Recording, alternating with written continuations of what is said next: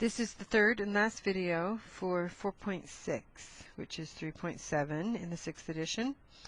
And we're still talking about the rational functions, and now we're going to talk about a third kind of asymptote, which are the slant asymptotes.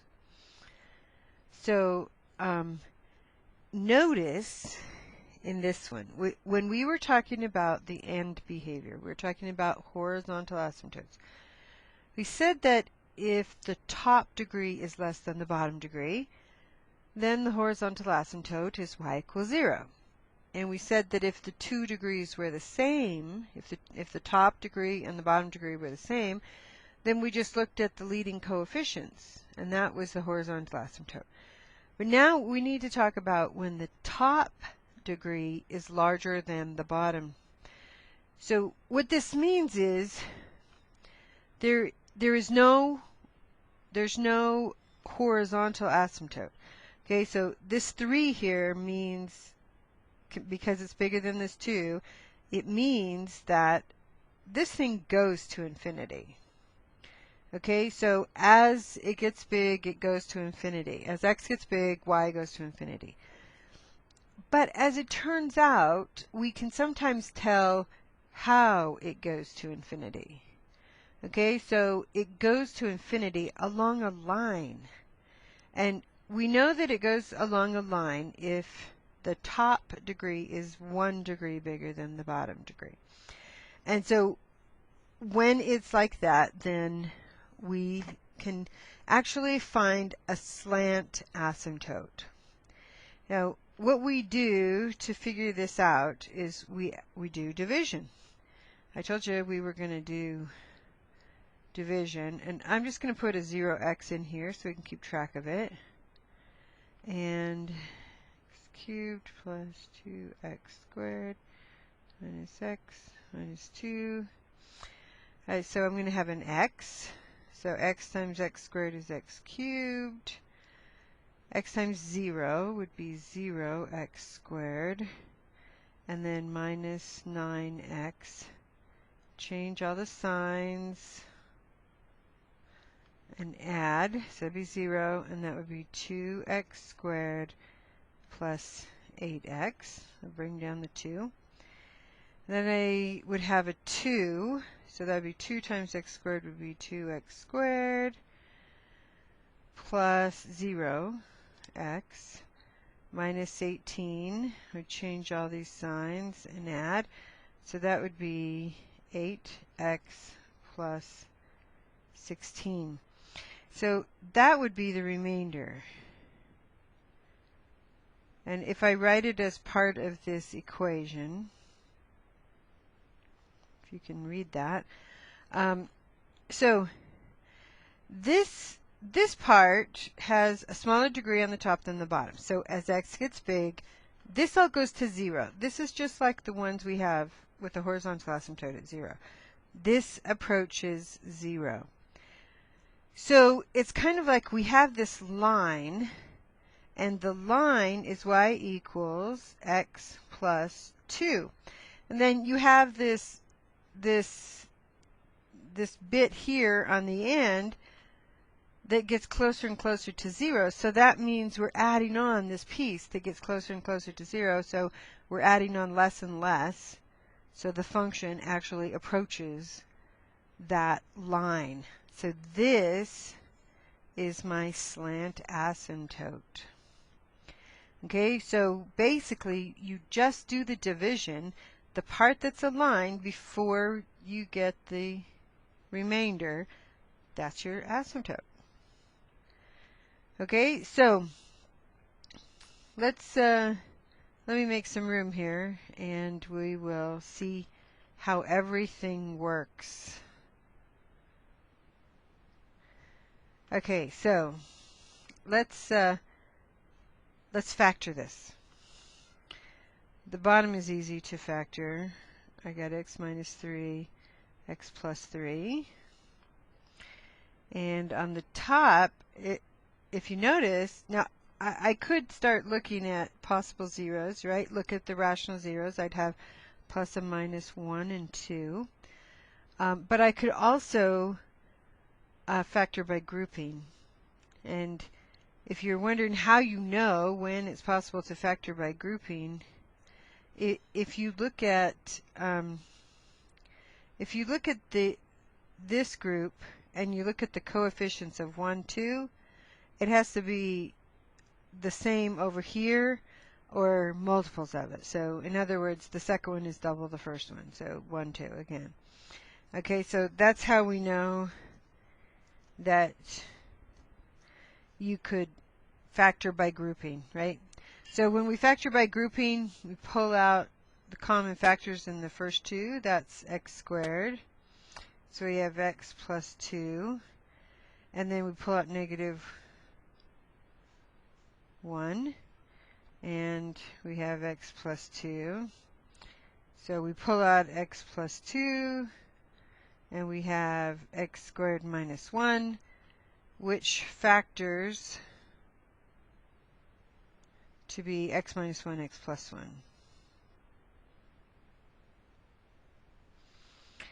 Okay? So there it is factored. Yeah, gotta keep making room here. Let me move this asymptote. It was x plus 2, right? Geez, I hope so.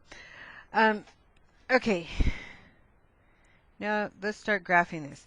Oh, what's the domain?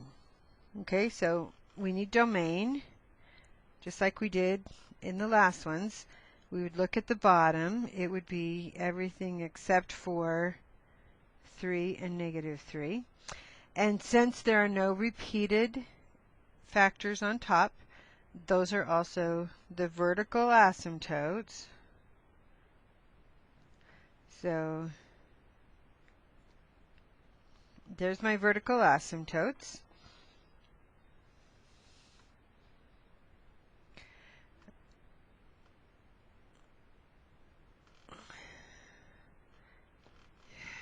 Jeez. Okay.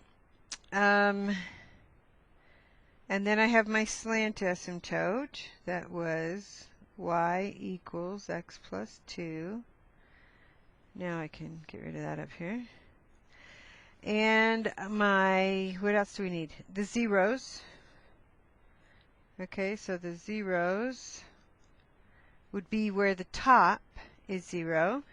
So that's going to be at negative 2, and at 1, and at negative 1. Okay, and now let's look at, how about the y-intercept? That would come from these 2 points, right? Well, now the x's are 0, so that would be positive 2/9, so that's just really small. Yeah, stop doing that, jeez. Okay, which means that in between here, it's positive, right? Now, the slant asymptote, so that goes through, that's x plus 2, which means it goes through 2, has a slope of 1, and so it actually goes right through that 0, right? Okay, so there's my slant asymptote. Probably should have made that dotted, but I think instead I'll just color so that you can tell what the graph is. Okay, so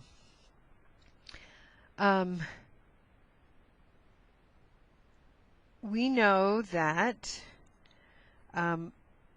when it's between, so it has to approach the asymptote just like before, right? So it comes down here and it approaches this asymptote. It has to be negative because there's not really any way to get up there. Actually, that's not true. Okay, I'm having a hard time reading my graph, but now I've marked all the different intervals that we would look at, right? I don't have any duplicates. I have nothing squared, so they should alternate. Each one of these sections should alternate. So I know that the middle one, where I have it marked purple, is positive because that was 2/9. So it's going to be positive, negative, positive, negative. This will be negative and positive. Well, this was negative. Okay. All right, so over here is negative, and it does not cross the x-axis. So the only thing that it can do and approach these asymptotes is be down here with this asymptote. The yellow section is positive, so, and it has to go through this 0, so it's going to approach that asymptote from above. Now, the blue part is negative. It's going to come down here, who knows how far, and come back to the 0. And the purple part is going to come up at some place and then come back to the 0. Don't know how far up it goes. Oh, I do know how far up it goes. Sorry, that's the x-intercept. So it's tiny. It goes way down here. And then this is negative and it comes up to the asymptote, so it has to approach the asymptote. The blue part is positive, and it has to approach these asymptotes, and it cannot cross. See, it can't be on this side of the asymptote and cross here, because it would have to cross the 0, and there's not a 0 there. So it has to be clear up here on this part of the asymptote. Kind of a funky looking graph, right? But do you see how we can tell by looking at those intervals and seeing whether they're positive or negative? If it's coming up to an asymptote, it has to approach it. And our slant asymptote is only going to be used when we get to the end behavior. Here's one more. Let's just quickly figure out the asymptote by doing division. I'm going to put in all these zeros here so we don't get it messed up. So this, and we're really out of time. We would end up with fractions here. What do we multiply 2x squared by to get? We could have 1/2 x. 1/2 times 2x would be our x cubed. 1/2 times x would be 1/2 x squared. 1/2 times negative would be negative 1/2 x. Change the signs. I would have negative 1/2 x squared plus 1/2 x plus 4. I do it again. What do I multiply 2 by to get negative 1/2? Well, it's going to be a negative number. And I would have to take a fourth.